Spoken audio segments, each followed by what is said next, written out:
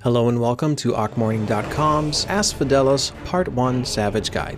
Right away at the start of the fight, Erichthonius will open up with Heavy Hand, a tank buster that should be mitigated and healed. Next, the boss will cast Aetherial Shackles, which marks a player with red Shackles of Loneliness and another with purple Shackles of Companionship. Before the Shackles execute, Eric will use Warden's Wrath, which does heavy raid-wide damage and should be healed and mitigated.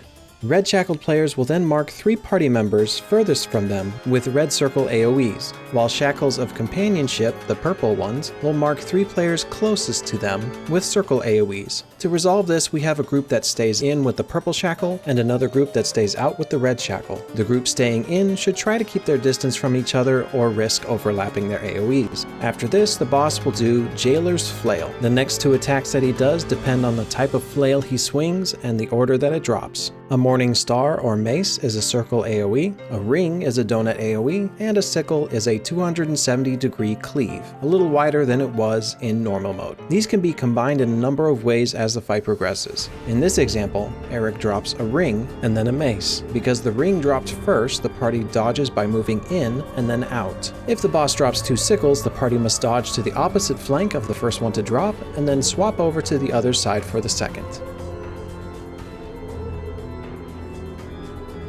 Here is how it looks in-game. As soon as you see the first attack go off, move to dodge to the next.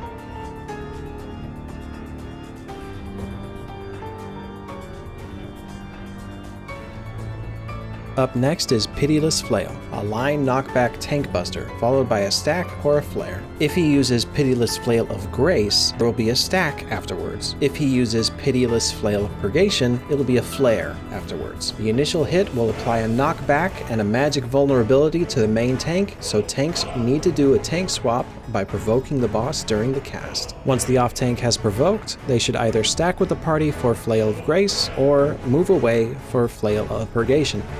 After that, Eric uses another Gaoler's Flail. This time it'll be a different combo from the first, so dodge accordingly.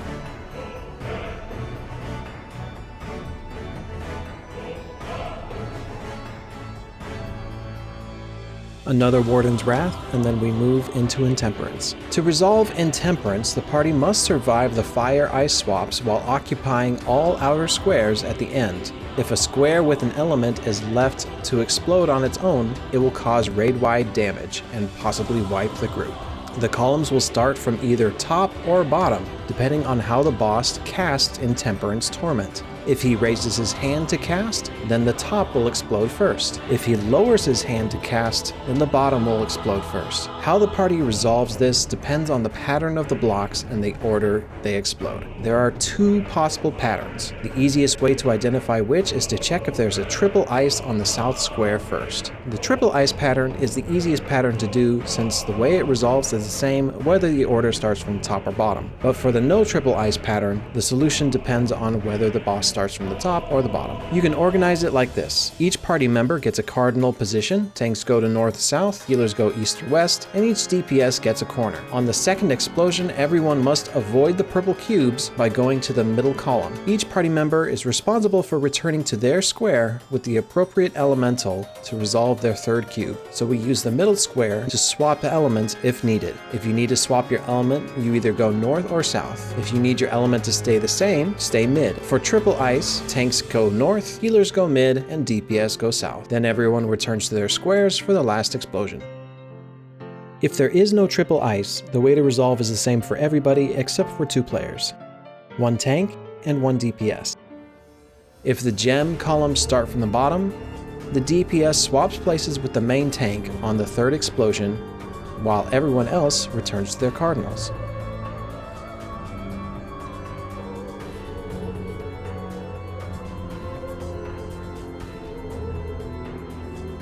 If the top explodes first, then the DPS swapping with the main tank will go south to grab ice instead, while the main tank stays north.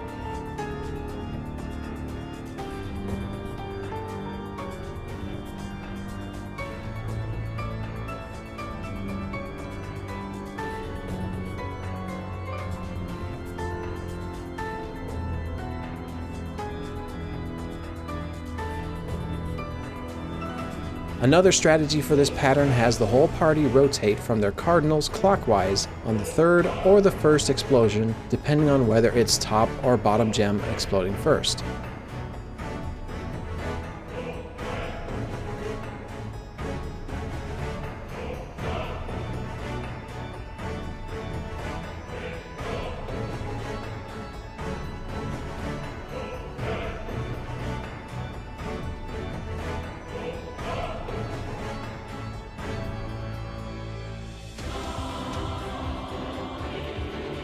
Many party finder groups will even just have the tank eat the damage down debuff, as the DPS requirements are fairly lenient. Ultimately, it's up to you and your group to decide how best to clear this. Here's an example.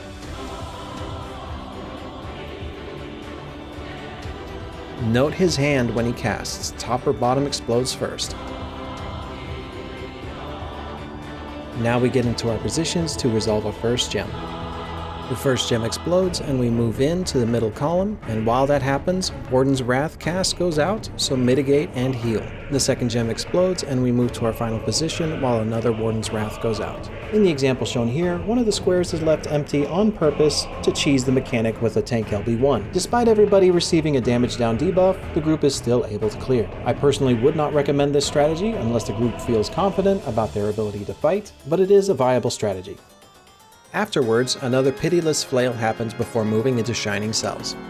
You can do a tank swap, or the tanks can use Invulnerability to cheese the mechanic.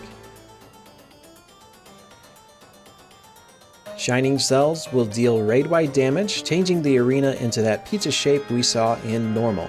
Now we have Gaoler's Flails, now called Aetherflails, but this time they can be charged with fire or light. The type of attack the boss does depends on the type of flail he is wielding, which is what you've experienced previously, but now it's coupled with elements. An example here is Ring and Sickle Flail coupled with light. So to dodge, you have to go in and then right while staying on fire. Eric can mix and match these attacks and elements in any number of ways, so pay close attention to him during this phase. Next, the boss will do another tank swap, so take note of whether it's Grace or Purgation and resolve accordingly.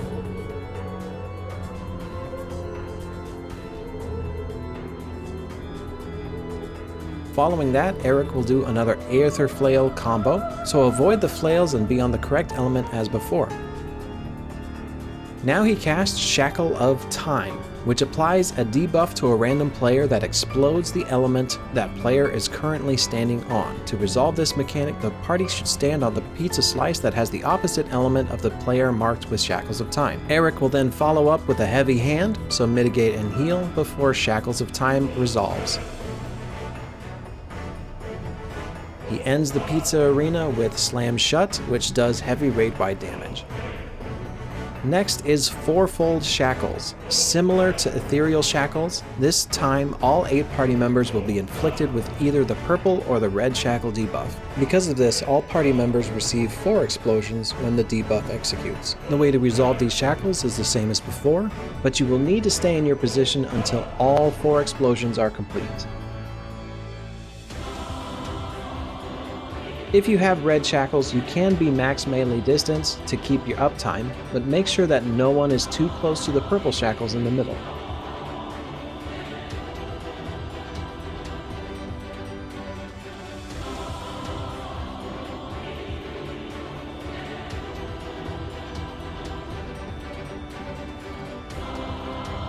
Next, the boss will do another raid wide before going into a second Intemperance. This is the same as the first Intemperance, except instead of a Warden's Wrath raid wide, Eric will use Gaoler's Flail during the second gem explosion.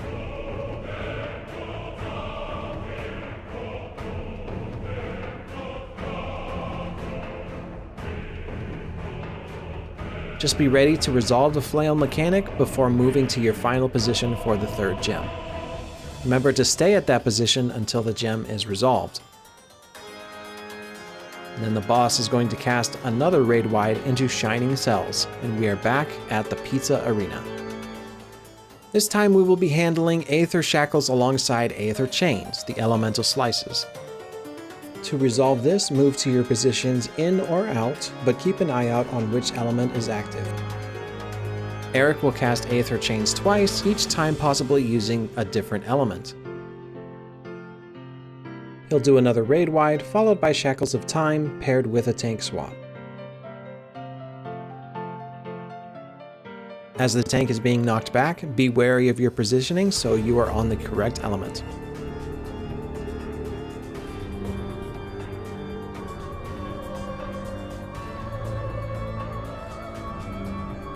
After this mechanic, another raid wide followed by another Aetherflail and Aetherchain combo twice. Avoid the Flails and be on the correct element as you've done previously. After this sequence, Eric will do 3 more raid wides before enraging at 10 minutes. If you clear the mechanics without much death, you should see Erichthonius fall before this. For more information on this fight, as well as a timeline of his attacks, visit AkhMorning.com. Thank you for watching and happy raiding!